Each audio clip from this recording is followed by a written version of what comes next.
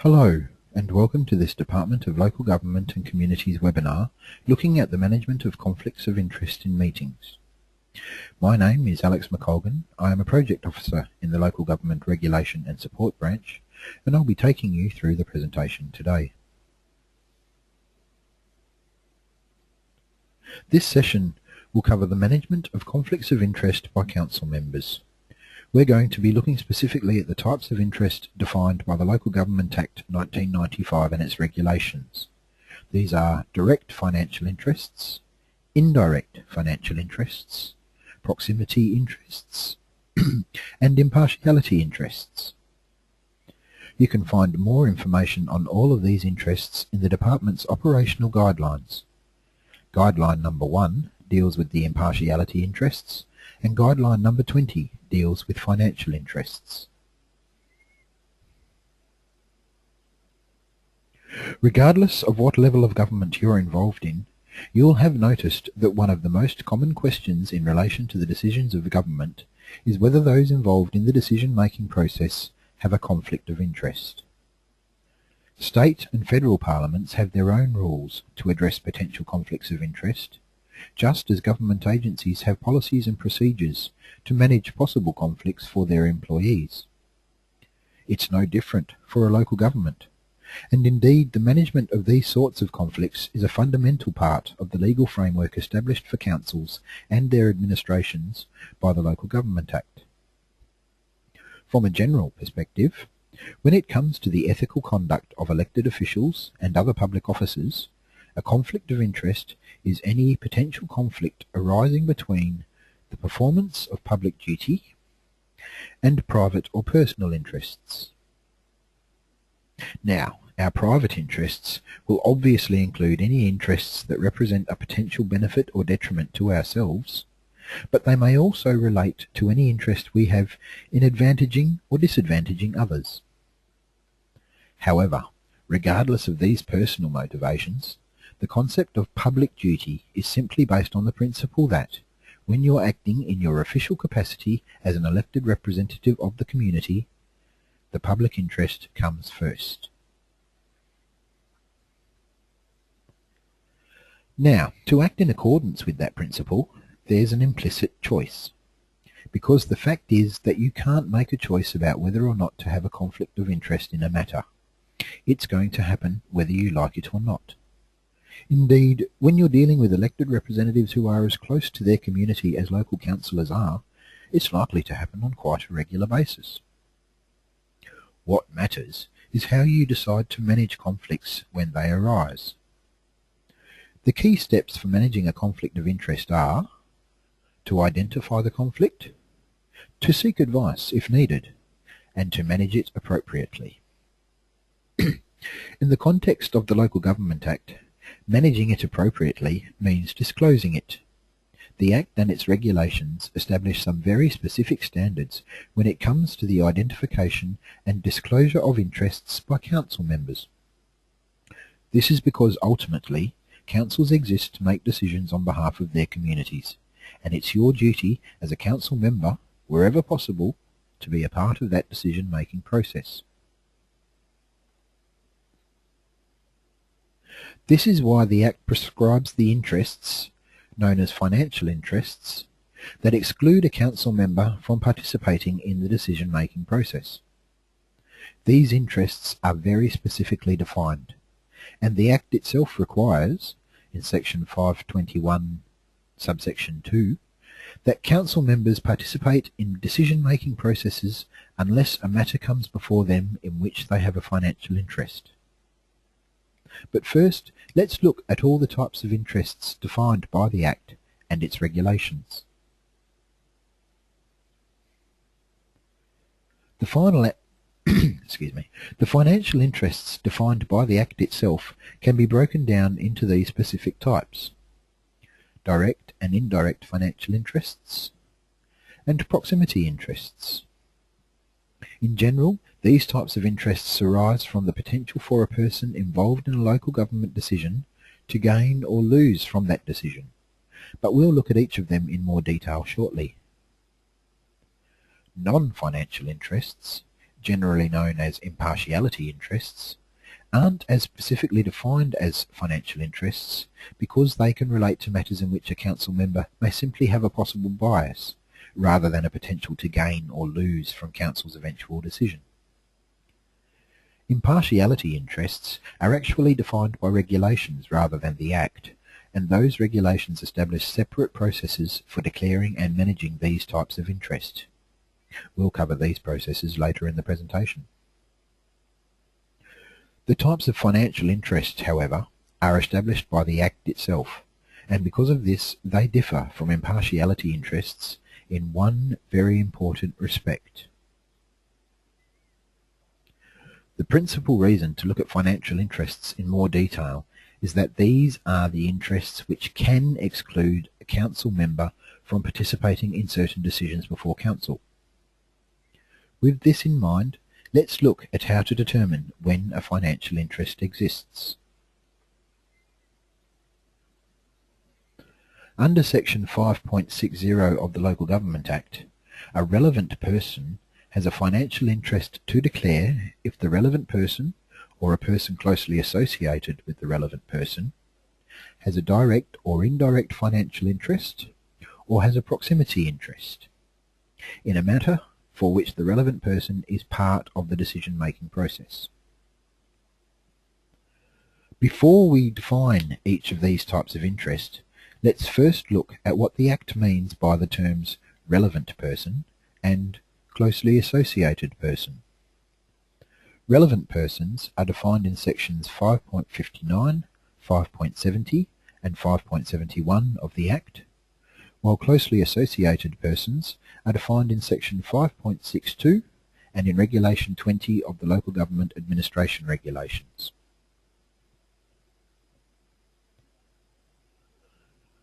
The relevant person is essentially the person who has to decide if he or she has a financial interest in a matter.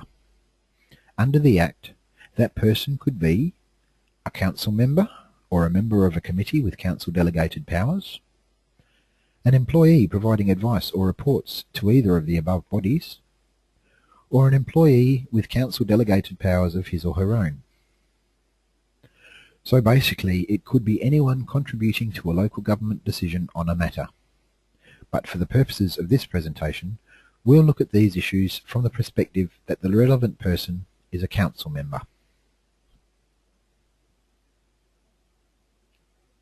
Now, the council member may be the one deciding if he or she has an interest in a matter, but the potential to gain or lose from a decision on that matter may not necessarily apply to that council member directly. Under Section 5.62 of the Act, there are certain connections that a council member can have with third parties that will define those third parties as closely associated persons. Why does that matter?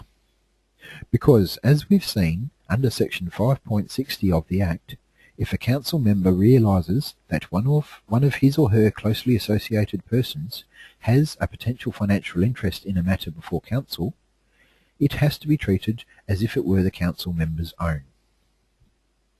So who are these closely associated persons? Let's look at it from the perspective of you as a council member, in which case they'll include the following.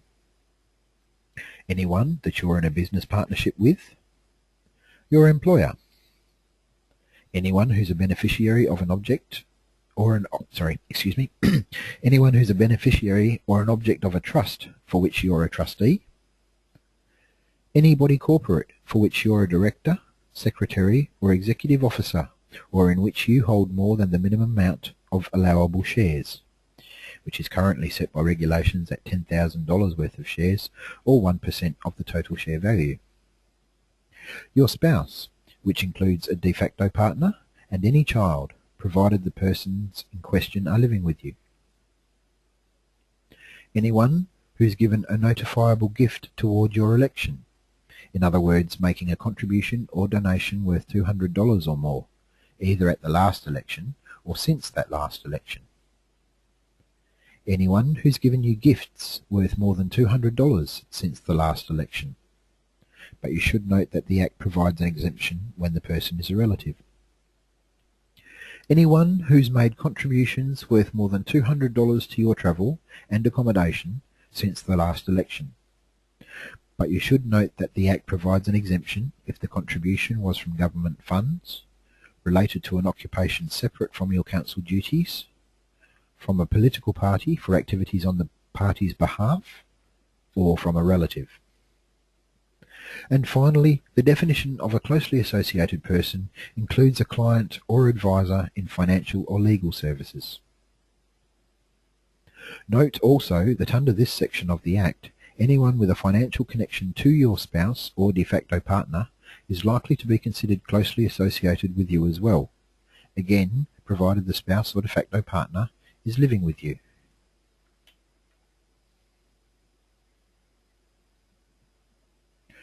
So, we've established that a financial interest exists where you, or a closely associated person, have an interest in a matter for which you're part of the decision-making process, and that interest is either a direct or indirect financial interest or a proximity interest. All we need to do now is look at the definitions of these types of interest. In the first instance, the Act gives a general definition of any financial interest rather than specifically defining a direct financial interest. Under section 5.60a, a person has a financial interest in a matter if it is reasonable to expect that the matter will, if dealt with by the local government in a particular way, result in a financial gain, loss, benefit, or detriment for the person. Generally, a direct financial interest will exist for you whenever a gain, loss, benefit, or detriment to you or one of your closely associated persons is likely to result directly from a decision that you're involved in. If it's likely to be an indirect result of the decision that you're involved in, for instance, if there's a good chance that a planning approval by council will subsequently lead to a third party making a business investment that benefits you, then it's an example of an indirect financial interest. But we'll look at that in more detail soon. First, let's focus on the three main elements that determine when a financial interest exists. A person has a financial interest in a matter if it is reasonable to expect that the matter will, if dealt with by the local government in a particular way, result in a financial gain, loss, benefit, or detriment for the person. For the expectation to be reasonable, it must exist at the time that the matter is being dealt with, for instance, at the council or the committee meeting, and it should not be too remote or speculative. But it can be contingent on another decision or event. This last aspect is relevant to the upcoming definition of indirect financial interests. So what do we mean by a matter being dealt with by the local government in a particular way? Under the Act, matters can be dealt with by council itself or by committees and staff. The key to whether you have an interest is whether you're involved at some point of that process. Dealing with a matter in a particular way can include approvals or refusals, amendments to recommendations, or even decisions not to deal with a matter.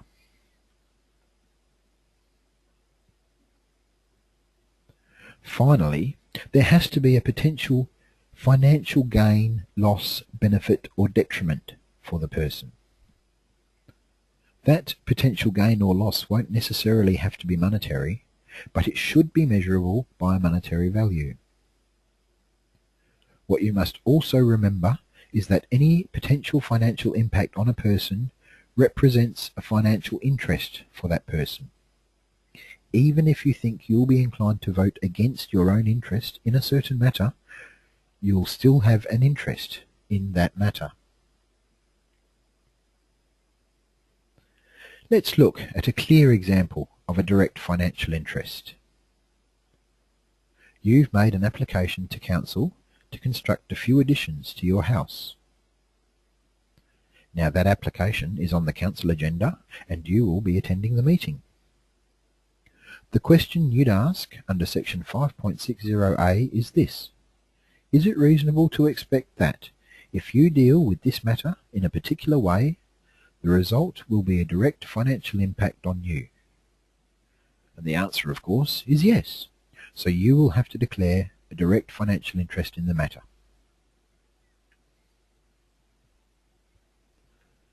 But let's look at a different example where the application isn't from you. Your spouse's employer has made an application to council to expand his commercial property. The application is now on the council agenda and you will be attending the meeting. Is it reasonable to expect that if you deal with this matter in a particular way, the result will be a direct financial benefit or detriment for someone closely associated with you? Yes. And as a result, you have an interest because a closely associated person has a direct financial interest in the matter. So when does an indirect financial interest exist? As we've already seen, an indirect financial interest will exist for a person in the same circumstance as a direct financial interest, except the possible gain or loss to the person or to a closely associated person may result indirectly from a decision on the relevant matter. But section 5.61 of the Act further widens the scope of indirect financial interests to capture a more general scenario. A person will also have an indirect financial interest in a matter if he or she has a financial relationship with another person who requires a local government decision on that matter. Now that might not be limited to the closely associated persons we looked at earlier.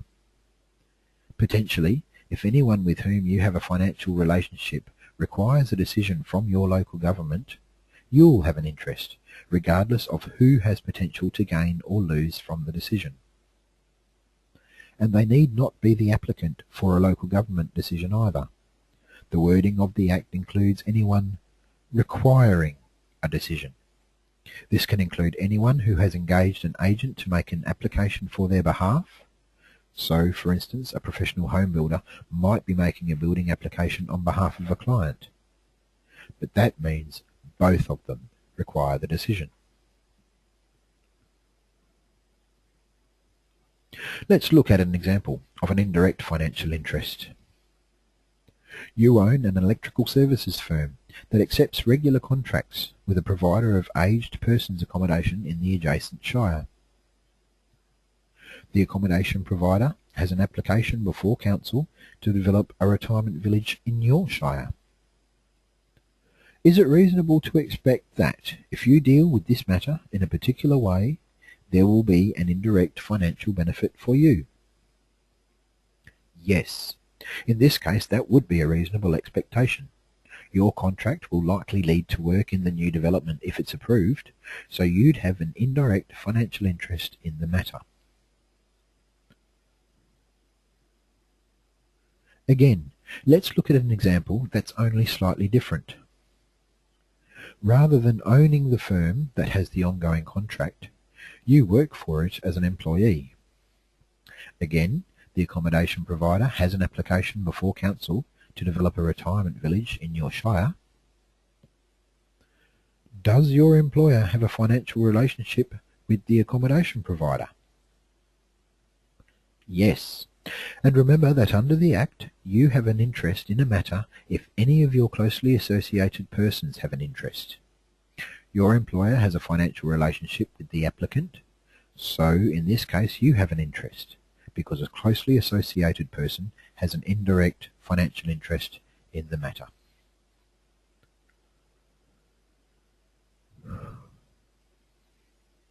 Now, let's move on to the third type of interest mentioned in the Act's financial interest provisions. Proximity interests, as defined in section 5.60b of the Act, differ from direct and indirect financial interests in one very important sense. If you're a person with a potential proximity interest, you don't have to consider whether a decision you're involved in will result in a financial gain or loss to you or anyone else.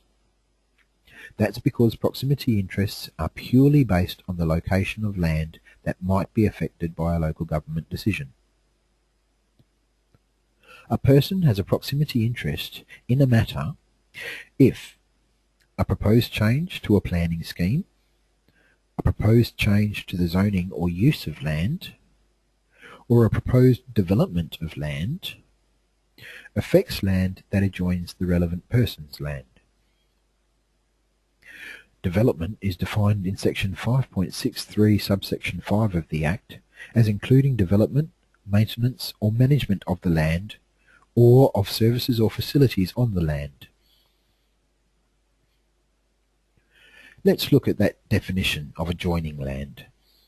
The affected land adjoins the relevant person's land if it shares a common boundary with, it's directly across a thoroughfare from, or it's part of a thoroughfare that has a common boundary with the relevant person's land. The relevant person's land is any land in which he or she has an ownership or any other interest. So keep in mind that having an interest in land can include leasing or rental of land in addition to ownership. With that in mind, let's look at some cases where proximity comes into play. Roadworks are being undertaken on a part of First Street that borders part of Councillor A's residential property. Under section 5.60b of the Act, proximity interests include development of a thoroughfare that has a common boundary with the relevant person's land. And under section 5.63, development includes any work related to maintenance or management of land. So there will be a proximity interest in this situation. Now, Councillor B lives across the road from a proposed site of a new apartment building.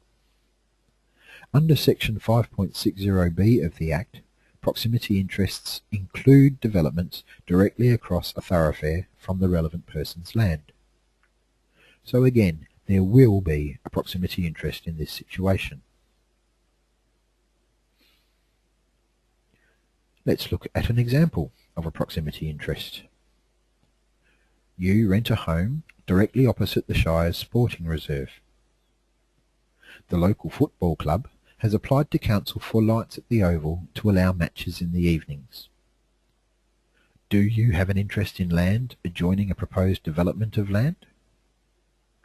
Yes, rental property is an interest in land, and upgrading of facilities is a form of development, so you have a proximity interest in the matter. Note how, in the case of proximity interests, reasonable expectations of gain or loss are irrelevant. It's the simple fact of proximity that creates the need to declare an interest. So what do you need to do if you think you have a financial interest in a matter? Sometimes the definition of these different types of interest can seem complicated, but it's not a requirement of the Act that you identify exactly the type of interest you have.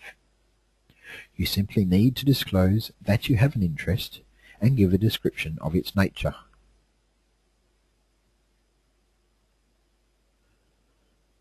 You can disclose a financial interest in a matter by written notice given to the CEO prior to a meeting or immediately before the matter is discussed.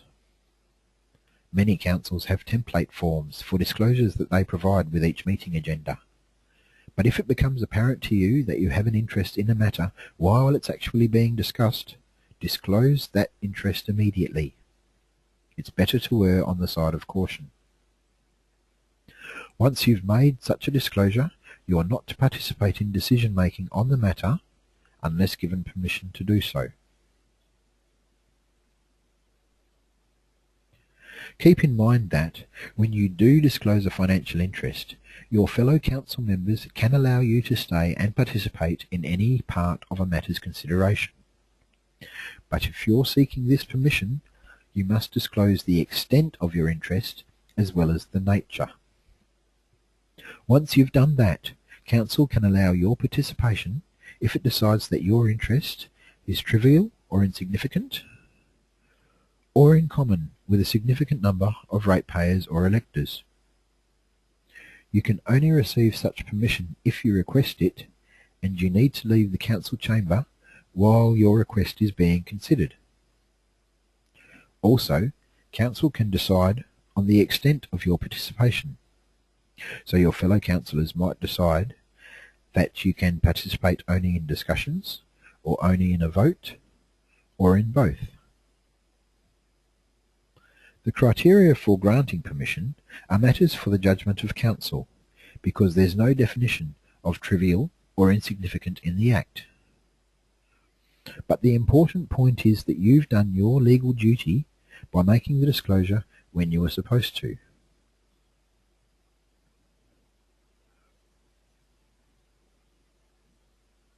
The Minister for Local Government can also allow you to stay and participate in a matter's consideration, but a request can only be made to the Minister by the local government CEO or by Council, not by the member who has an interest. The request must provide the nature and extent of the interest and any other information required by the Minister, at which point the Minister can allow your participation if there would otherwise be no quorum, or it's considered to be in the interests of the electors or ratepayers. Now, the first of those criteria involves an objective judgment, and it's the most likely basis on which permission to participate will be granted. The second is more subjective and less likely to result in an approval. It would likely be based on the belief that a particular council member has some specific skill or expertise to bring to the consideration of the matter. Keep in mind, though, that the Director-General of the Department of Local Government and Communities has delegated power from the Minister to grant these approvals, so applications should be made directly to the Department and can generally be turned around quite quickly.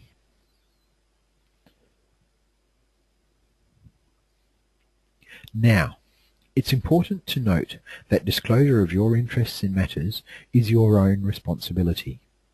Nobody else can instruct you that you have to declare an interest. But it's best to be cautious because of the potential penalties under the Act for failing to disclose an interest when you should. Having said that, Section 5.63 of the Act does give you some discretion in terms of what you need to disclose. And I reiterate that further information on this can be found in the Department's Operational Guideline number 20. Interests that a relevant person does not have to disclose include interests in common with a significant number of ratepayers or electors, interests in the imposition of a rate or fee, and interests relating to fees, reimbursements or allowances payable to you by the local government. Interests that a relevant person does not have to disclose also include interests relating to the pay or employment conditions of an employee, unless the employee is the relevant person or a spouse, de facto partner or child living with the relevant person. Interests arising only because the relevant person is a member or office bearer of a non-profit body, or interests arising because the relevant person is an employee of a state, commonwealth or statutory body. There are also certain interests prescribed by regulations that a relevant person does not have to disclose, and these include interests relating to payments by a local government of money that it is legally obliged to pay, refreshments, meals or accommodation provided by a local government to the relevant person when on local government business, and office equipment provided by a local government to the relevant person for local government business. There are also exemptions from disclosing interests in relation to certain planning matters which may affect the value of land you have an interest in, as long as the matter isn't one that affects your own land or land adjacent to your own land. So, in other words, the tests for a proximity interest will still apply. As you can see, What needs to be kept in mind at all times is that you may have more than one type of interest in a matter. One might be exempt, but another might not. Just a quick note that local government employees must also disclose interests in any matters for which they provide advice or reports to Council. If providing verbal advice prior to providing the advice, or if the reporting officer in the report. There is no requirement for employees to leave the meeting during the discussion and decision-making process. But employees must not use any delegated powers for matters in which they have an interest and must disclose such interests when relevant. Now, just before we move into the final section, as you'll remember, there was another type of interest we referred to earlier in the presentation, the non-financial or impartiality interest. The difference between these interests and financial interests, as we discussed, is that impartiality interests do not exclude council members from participating and voting in decision-making processes. An impartiality interest is one that could, or could reasonably be perceived to, adversely affect the impartiality of the person having the interest, and includes an interest arising from kinship, friendship, or membership of an association. This type of interest is defined in the Local Government Rules of Conduct Regulations 2007, rather than in the Local Government Act itself. The connections that can give rise to an impartiality interest are therefore more general than what the Act defines as closely associated persons. Of course, some of these persons may also qualify as closely associated persons for the purposes of financial interests, but other times there may still be an impartiality interest to declare, even if the matter does not involve a financial interest for anyone.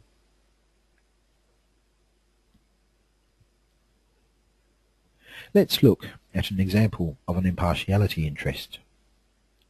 Your brother is the chairperson of the local Ratepayers Association, which is lobbying for better footpaths leading to the local primary school. He lives near the school, and the footpath in front of his house would be upgraded if the campaign is successful. The association has made an application for these footpaths to be upgraded in the Shire's current works program. Now, a sibling isn't defined as a closely associated person by the Local Government Act, but is there a kinship that could be perceived to affect your impartiality? Yes, so you should declare an impartiality interest. As we've seen, the important distinction with an impartiality interest is that there's no requirement for you to be excluded from decision-making on the relevant matter. And as a result, impartiality interests don't override the requirement that all members of councils and committees cast a vote on any matter for which they are present.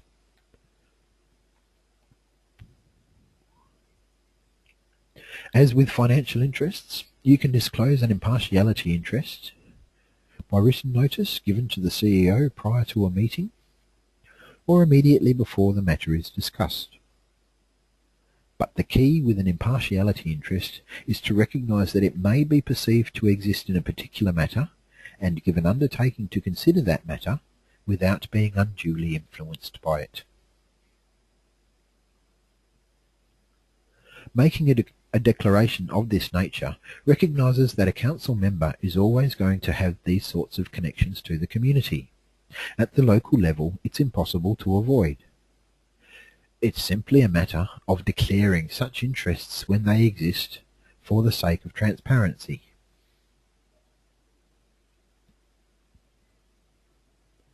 Now, keep in mind that continuing advice and support from the department includes advice and assistance for elected members, publications for elected members, including the operational guidelines numbers 1 and 20 that I mentioned in this presentation, and other support like these information webinars.